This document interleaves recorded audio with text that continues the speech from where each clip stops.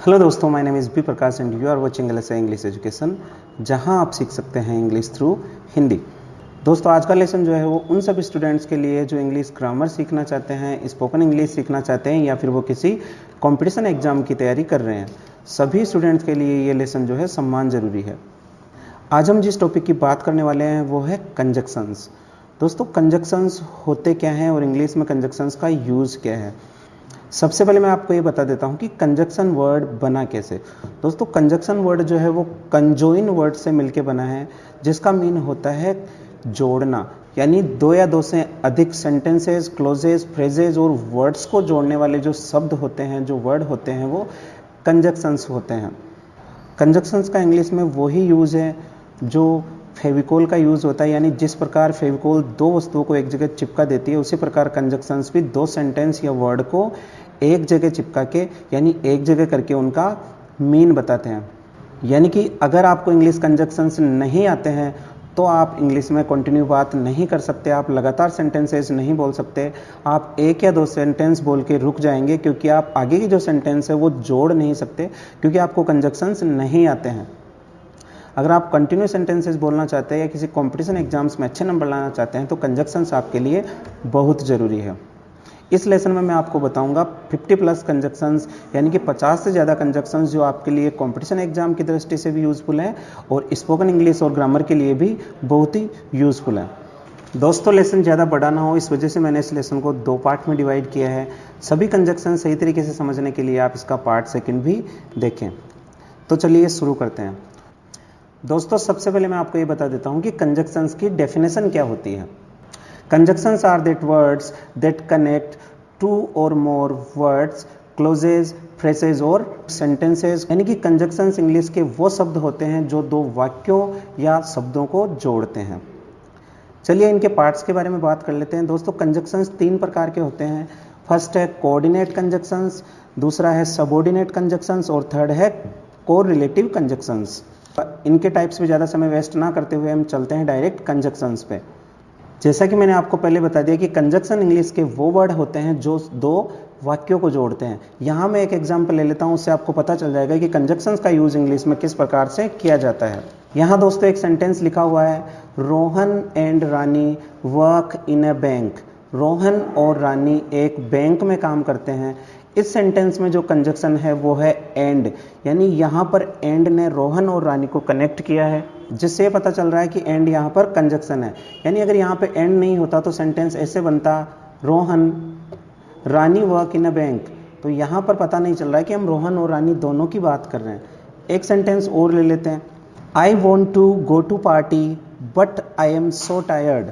यहाँ पर कहा गया है कि मैं पार्टी में जाना तो चाहता हूँ पर मैं थका हुआ हूँ। तो यहाँ पर जो पर शब्द है, यानी किंतु, लेकिन या परंतु के लिए जिस वर्ड का यूज़ करते हैं वो है बट।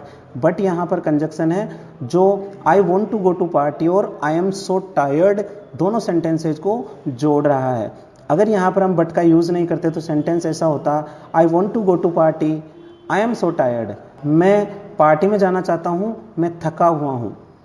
तो यहाँ पर सेंटेंस का जो मीन है वो साफ पता नहीं चल रहा, सामने वाला समझ नहीं पा रहा कि आप पार्टी में जाने के लिए यहाँ पर मना कर रहे हैं। तो I want to go to party but I am so tired, इस प्रकार से कंप्लीट सेंटेंस हो जाएगा जो कि कंजक्शन से मिलके बना है। इस प्रकार के 50+ कंजक्शंस के बारे में हम इस लेसन में बात करेंगे। तो चलते हैं हमारे फर्स्ट कंजक्शन पे। फर्स्ट हमारा कंजक्शन है बिकॉज। इसका हिंदी मीन होता है क्योंकि, या फिर जब हम किसी वजह से कोई काम ना होने या होने की बात करते हैं तो हम वहाँ पर बिकॉज का यूज़ करते हैं। इसके एग्जाम्पल देख लेते हैं, he did not come because he was unwell. वो नहीं आया क्योंकि वो बीमार था, उसकी तबीयत ठीक नहीं थी। नेक्स्ट इसका एग्जाम्पल है, I can't come because I am going to Delhi. मैं नहीं आ सकता क्योंकि मैं दिल्ली जा रहा हूँ। ठीक है दोस्तों, यहाँ मैंने बिकॉज का यूज़ करके आपको सेंटेंस बताया कि किस प्रकार से आप बिकॉज का यूज़ सेंटेंस में कर सकते हैं। तो चलिए हमारा नेक्स्ट कंजक्शन है स्टिल और यट। दोस्तों, ये अलग अलग कंजक्शंस है पर इनका यूज़ जो है वो सेम सेंटेंसेज में किया जा सकता है, पर इनमें एक थोड़ा सा डिफरेंस है। यट का यूज़ जो है वो ज़्यादातर पास्ट टेंस के जो सेंटेंसेज होते हैं उन्हीं में किया जाता है, और स्टिल का जो यूज़ है वो हम प्रेजेंट और फ्यूचर टेंस के सेंटेंसेज में करते हैं। एग्जाम्पल से समझ लेते हैं। सबसे पहले देखते हैं कि इनका हिंदी मीन क्या होता है। स्टिल और यट का हिंदी मीन होता है अभी तक, अब तक, या अब भी, या फिर अभी भी। यानी इस प्रकार के हिंदी वर्ड अगर किसी सेंटेंस में आते हैं तो आपको वहाँ पर स्टिल या यट का यूज़ करना है। स्टिल का यूज़ करेंगे आप पास्ट टेंस के सेंटेंसेज में, और यट का यूज़ करेंगे आप फ्यूचर और प्रेजेंट टेंस के सेंटेंसेज में। एग्जाम्पल अब देख लेते हैं। ही इज़ स्टिल स्लीपिंग, वो अभी तक सो रहा है या वो अभी भी सो रहा है। ही इज़ स्टिल स्लीपिंग, वो अभी तक सो रहा है या वो अभी भी सो रहा है। नेक्स्ट है आई यू स्टिल ईटिंग फूड, क्या आप अभी भी खाना खा रहे हैं। यहाँ पर भी दोस्तों इस सेंटेंस में अभी भी का यूज़ हुआ है।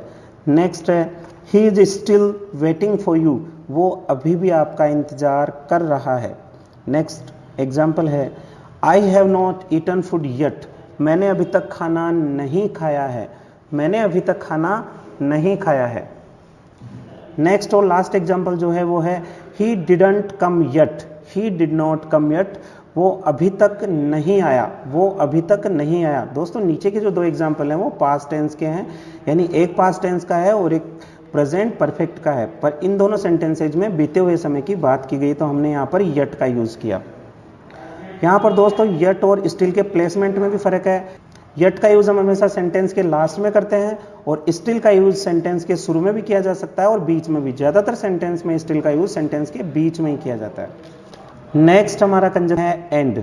एंड का यूज़ दोस्तों मैंने आपको लेसन के शुरू में बता दिया था कि एंड का यूज़ किस प्रकार से हम सेंटेंस में कर सकते हैं, पर इसका मैं आपको एक और एग्जांपल बता देता हूँ। साथ ही साथ मैं बताता हूँ कि एंड का हिंदी मीन क्या होता है।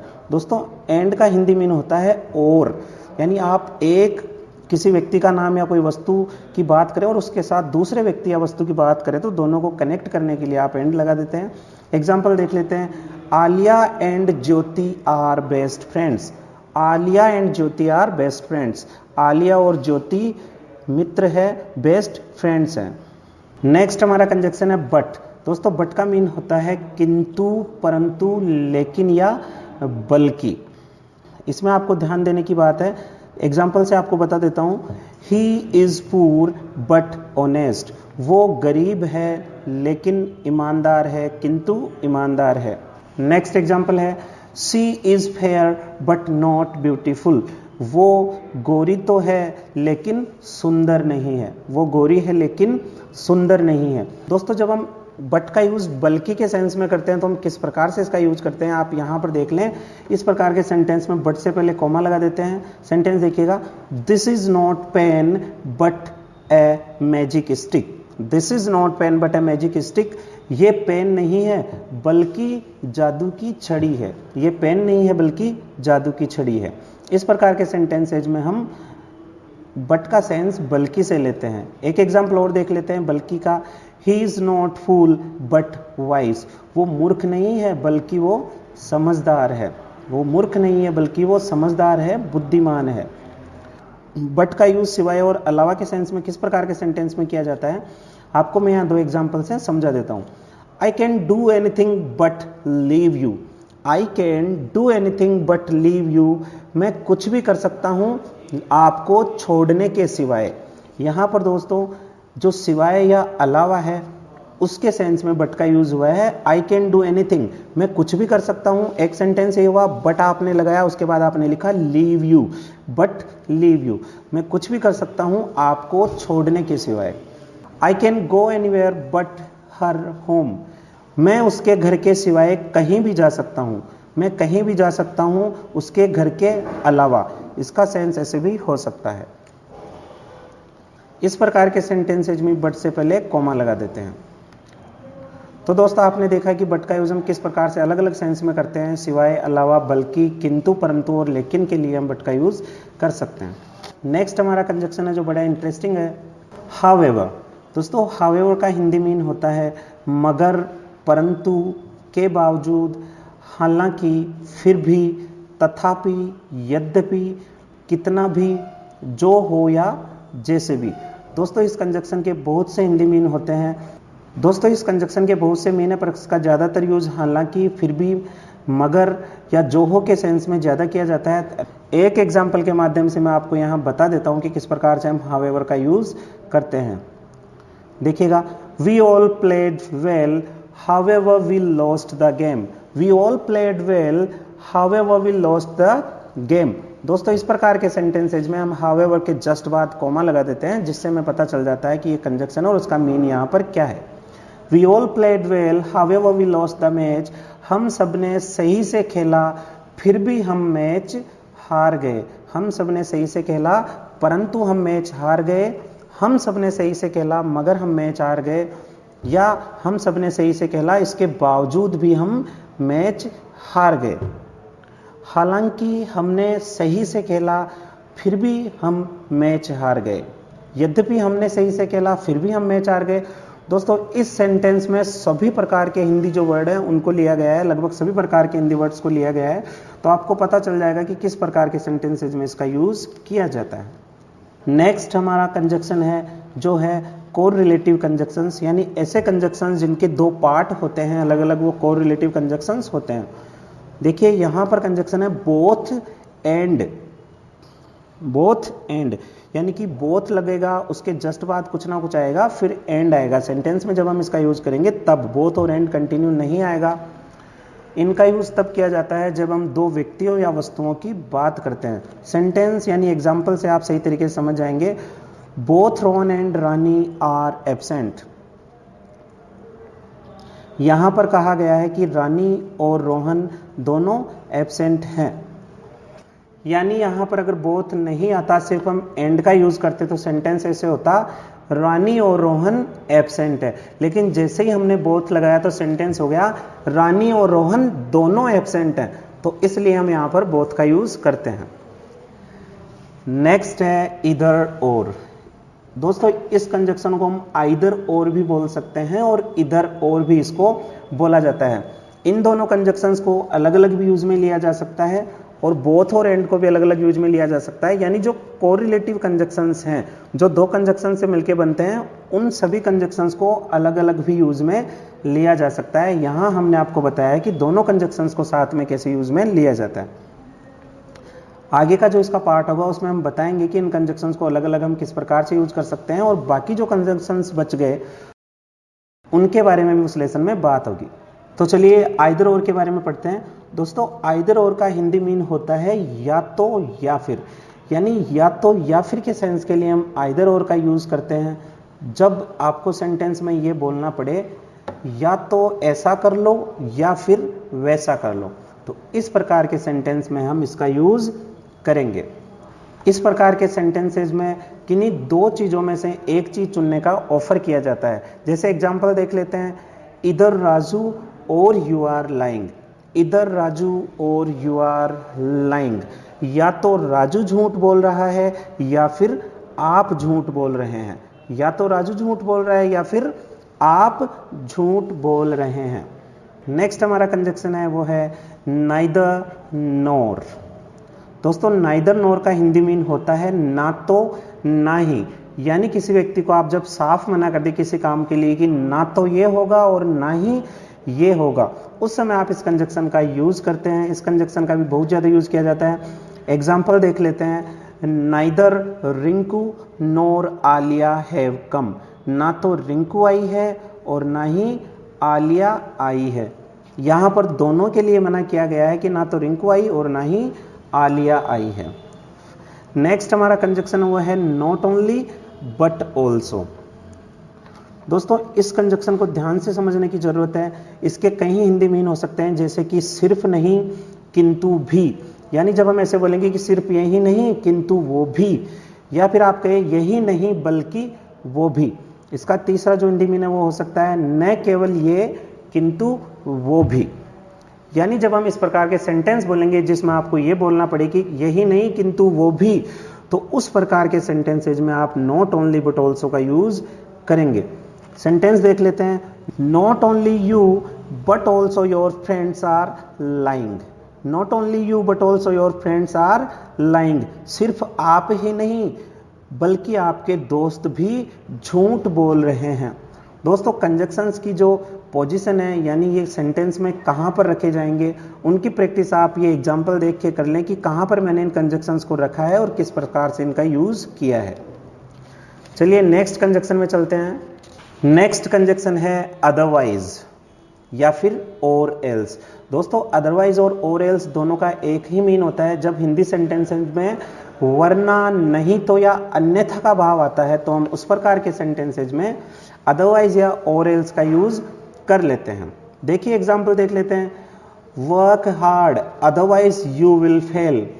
मेहनत करो वरना तुम, नहीं तो तुम, अन्यथा आप फेल हो जाओगे। आप इन तीनों में से कोई भी वर्ड यूज कर सकते हैं, वरना, नहीं तो या अन्यथा। नेक्स्ट एग्जाम्पल है हरी अप और else we will miss the train. जल्दी करो नहीं तो हम ट्रेन मिस कर देंगे। आपने इस एग्जाम्पल में और एल्स का यूज किया, आप चाहो तो यहाँ अदरवाइज भी लगा सकते हैं और ऊपर वाले एग्जाम्पल में आप और एल्स लगा सकते हैं। नेक्स्ट हमारा कंजक्शन है सो और उसी के साथ हम एक कंजक्शन और पढ़ेंगे जो है देयरफॉर। दोस्तों देयरफॉर और सो दोनों कंजक्शंस का एक ही मीन होता है। इन दोनों का यूज तब किया जाता है जब हम इसलिए का भाव सेंटेंस में लेके आते हैं, इसलिए तो हम देयरफॉर और सो दोनों का यूज करते हैं। लेकिन सो का यूज ऐसा, तो या जो के लिए अलग से भी किया जाता है। यानी जब ऐसा, जो या फिर तो का भाव सेंटेंस में आएगा तो हम सिर्फ सो का यूज करेंगे और इसलिए के लिए हम सो या देयरफॉर दोनों का यूज करते हैं। देयरफॉर का यूज इसलिए के लिए फॉर्मल सेंटेंसेज में किया जाता है, ऑफिशियल सेंटेंस में, और सो का यूज हम अपने फ्रेंड्स के साथ कर लेते हैं। एग्जाम्पल से समझते हैं कि किस प्रकार देयरफॉर और सो का यूज कर सकते हैं। फर्स्ट हमारा एग्जाम्पल है आई वॉज वेरी टायर्ड। मैं बहुत थका हुआ था। So I did not go to office today. इसलिए मैं आज ऑफिस नहीं गया। यहाँ पर दोस्तों सो का सेंस इसलिए से लिया गया है। नेक्स्ट एग्जाम्पल देख लेते हैं। I don't think so. मुझे ऐसा नहीं लगता। यहाँ पर सो का मीन ऐसा है, ऐसा। नेक्स्ट एग्जाम्पल है सो, इसके बाद हम लगाएंगे comma. So I am going. तो मैं जा रहा हूँ, तो मैं जा रहा हूँ। यहाँ पर सो का मीन तो से है। नेक्स्ट एग्जाम्पल जो है वो है यू आर सो स्मार्ट। आप बहुत सुंदर हो। दोस्तों यहाँ पर जो सो का मीन हुआ वो हुआ बहुत। दोस्तों सो के और भी कई यूज है। सो को मैंने विस्तार से समझाने के लिए एक अलग से लेसन बनाया है, तो आप वहां पर जाके देख सकते हैं। अब देखते हैं कि इसलिए के लिए हम देयरफॉर का यूज कैसे कर सकते हैं। एग्जाम्पल देखिएगा। This is a good book therefore I like it. This is a good book therefore I like it. ये अच्छी बुक है इसलिए मैंने इसको पसंद किया। दोस्तों अगर इन सेंटेंसेज को आप अलग अलग लिखते तो ये ऐसे होते। यह एक अच्छी बुक है, मैं इसे पसंद करता हूं। लेकिन जैसे आपने यहाँ पर कंजक्शन देयरफॉर लगाया, सेंटेंस इंटरेस्टिंग हो गया। सेंटेंस हो गया this is a good book therefore I like it. ये एक अच्छी बुक है इसलिए मैं इसे पसंद करता हूं। यानी यहां पर आपने इस बुक को पसंद करने का कारण बताया है। नेक्स्ट है दो या ऑल्दो। दोस्तों ऑल्दो और दो का यूज तब किया जाता है जब हिंदी सेंटेंसेज में हम यद्यपि, हालांकि या तथापि वाले सेंस की बात हम जब इंग्लिश में करें तब यहाँ पर हम दो और ऑल्दो सेंटेंसेज में लगा देते हैं। देखिएगा। Although I was tired I went to movie. हालांकि मैं थका हुआ था लेकिन मैं मूवी गया। दोस्तों इस प्रकार के सेंटेंस में हम लेकिन, किंतु, परंतु के लिए बट का यूज नहीं करेंगे। ऑल्दो और दो अपने आप में उसका काम यहाँ पर कर देते हैं, यानी कि किंतु परंतु के लिए भी ऑल्दो यहाँ पर खुद यूज किए जाते हैं। ऑल्दो से ही सारे सेंस निकल जाते हैं। तो although I was tired I went to movie. हालांकि मैं थका हुआ था, यद्यपि मैं थका हुआ था, फिर भी मैं मूवी देखने गया। दोस्तों नेक्स्ट हमारा कंजक्शन है इफ। इफ का यूज हम यदि या अगर के सेंस के लिए करते हैं। यानी जब हम कोई हाइपोथेटिकल कंडीशन की बात करें, यानी ऐसी कंडीशन की बात करें जिसमें हम ये कल्पना करें कि ऐसा होगा, यदि ऐसा होगा या अगर ऐसा होगा, तो उस सेंस में हम इफ का यूज करते हैं। एग्जाम्पल देख लेते हैं। If I came my father would scold me. यदि मैं आता तो मेरे पापा मुझे डांटते। नेक्स्ट एग्जाम्पल है if we heat ice it melts. अगर हम बर्फ को गर्म करते हैं तो बर्फ पिघल जाती है। तो आपने देखा कि किस प्रकार से इफ का यूज अगर और यदि वाले सेंटेंसेज में करते हैं, यानी इफ और अगर के सेंस के लिए हम इनका यूज करते हैं। नेक्स्ट हमारा कंजक्शन है वो है दैट, THAT। दोस्तों इस कंजक्शन को आपने बहुत पढ़ा होगा। दैट का यूज होता है की, यानी जब हमें दो सेंटेंसेज को जोड़ना हो की से, हिंदी का जो की होता है उससे हम दो सेंटेंसेज को जब जोड़ें तो उस की के लिए हम इंग्लिश में दैट का यूज करते हैं। एग्जाम्पल देख लेते हैं। He said that he was in hurry. He said that he was in hurry. उसने मुझे कहा कि वो जल्दी में था। He said that he was in hurry. Next example है Rohan told me that you are going to USA। Rohan ने मुझे बताया कि आप USA जा रहे हो। दोस्तों इस सेंटेंस का यूज तब किया जाता है जब आप किसी व्यक्ति से बात कर रहे हैं, अपने दोस्त से या किसी से, और उस दोस्त के लिए आपके किसी तीसरे दोस्त ने बताया कि वो USA जा रहा है, तो आप उससे आके पूछ लेते हैं कि मुझे रोहन ने बताया कि तुम USA जा रहे हो। तो वहां पर आप इस सेंटेंस का यूज कर सकते हैं। नेक्स्ट हमारा कंजक्शन है वो है अनलेस। दोस्तों ये कंजक्शन बड़ा ही इंटरेस्टिंग और यूजफुल है। इसका हिंदी मीन होता है के बिना, जब तक, या फिर इसको सही से समझे तो इसका यूज तब किया जाता है जब सेंटेंस में ऐसा हुए बिना, ऐसा नहीं हो सकता वाला सेंस आता है। यानी जब आप किसी व्यक्ति को बोले कि ऐसा किए बिना ऐसा नहीं हो सकता, तो आप वहां पर अनलेस का यूज करेंगे। एग्जाम्पल देख लेते हैं। You can't pass unless you work hard. आप पास नहीं होते जब तक कि आप मेहनत नहीं करते। आप पास नहीं हो सकते जब तक कि आप मेहनत नहीं करते। यानी मेहनत किए बिना आप पास नहीं हो सकते। मेहनत किए बिना आप पास नहीं हो सकते। यानी इस सेंटेंस में कहा गया कि ऐसा हुआ, यानी ऐसा हुए बिना, यानी मेहनत के बिना ऐसा नहीं हो सकता, यानी आप पास नहीं हो सकते। नेक्स्ट हमारा कंजक्शन है एज इफ या फिर एज दो। दोस्तों एज दो का यूज बहुत कम किया जाता है। इस प्रकार के सेंटेंसेज में एज इफ का ज्यादा यूज किया जाता है। एज इफ का हिंदी मीन होता है जैसे कि या फिर मानो। इसका यूज हम इस प्रकार के सेंटेंसेज में करते हैं जब हम कहें कि आप तैयार तो ऐसे हो रहे हो जैसे कि आपको किसी शादी में जाना है। तो देखिए एक एग्जांपल देख लेते हैं। You are talking in such a way, you are talking in such a way as if I am your enemy. तुम तो ऐसे बात कर रहे हो जैसे कि मैं तुम्हारा दुश्मन हूं, या फिर हम ऐसे कह लें तुम तो ऐसे बात कर रहे हो मानो मैं तुम्हारा दुश्मन हूं। इस प्रकार के सेंटेंसेज में हम एज दो का यूज भी कर सकते हैं। आप कह सकते हैं you are talking in such a way as though I am your enemy. आप तो ऐसे बात कर रहे हो जैसे मैं तुम्हारा दुश्मन हूं। दोस्तों उम्मीद है आपको ये लेसन सही से समझ में आया होगा। आपसे रिक्वेस्ट करता हूं कि आप इस लेसन का दूसरा पार्ट भी देखें जिससे आपको कंजक्शन सही से समझ में आ जाए। इसी के साथ आपसे ये भी रिक्वेस्ट है कि आपको अगर वीडियोस अच्छे लगे तो आप चैनल को सब्सक्राइब करें और बेल आइकन को हिट कर दें जिससे कि आपको आने वाले नए वीडियोस के नोटिफिकेशन मिल जाए। नेक्स्ट लेसन तक के लिए keep learning, keep growing. Thanks for watching this lesson.